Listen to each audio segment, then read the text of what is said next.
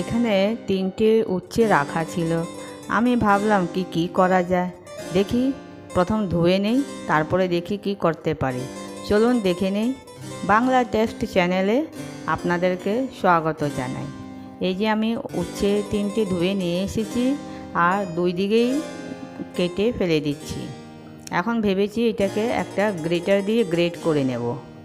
এই যে গ্রেটার দিয়ে গ্রেট করে নিচ্ছি। এইভাবে খুব মিহি মিহি করে বেরোবে।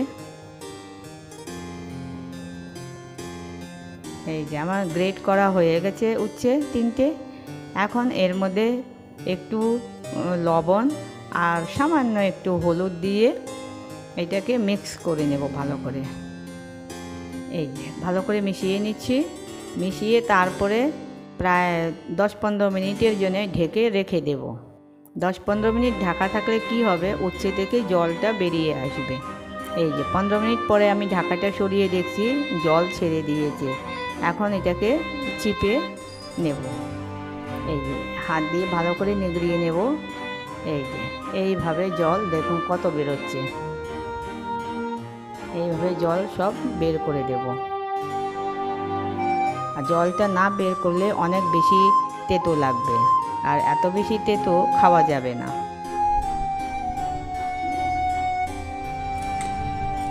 এই দেখুন কতটা জল বেরিয়েছে।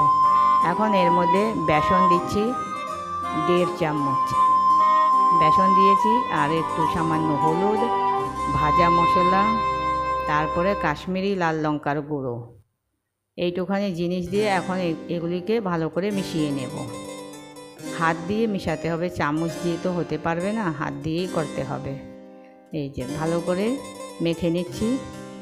একটু শুকনো শুকনো করে মাখা হবে, এর মধ্যে জল লাগবে না মাখার সময়। উচ্ছেতে যা জল আছে ও দিয়েই মাখা হয়ে গেছে।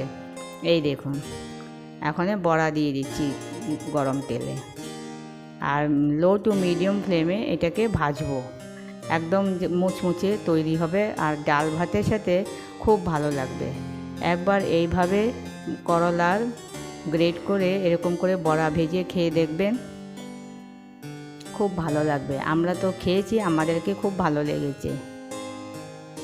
পেঁয়াজের পাকোড়ি অনেক কিছু আমরা বড়া খেয়ে থাকি, আর উচ্ছের বড়াটা খেয়ে দেখবেন, এটাও একটা আলাদা, খুব ভালো লাগে।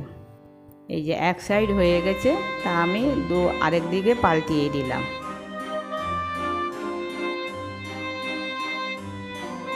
এই যে ভাজা হয়ে গেছে, এখন নামিয়ে নিচ্ছি। খুব সুন্দর মুচমুচে হয়েছে। এখন আমি একটা প্লেটে সার্ভ করে নিয়েছি। এই দেখুন কি সুন্দর দেখা যাচ্ছে না, খুব সুন্দর হয়েছে। যদি আপনাদেরকে এই বড়াটা ভালো লেগে থাকে, উচ্ছের বড়া, তাহলে একটা লাইক, শেয়ার আর সাবস্ক্রাইব করার অনুরোধ রইল। আমি আবার নিত্য নতুন রেসিপি নিয়ে চলে আসব। আপনারা ততক্ষণ হাসতে থাকুন, হাসাতে থাকুন। আমি আবার আসছি। Bye bye.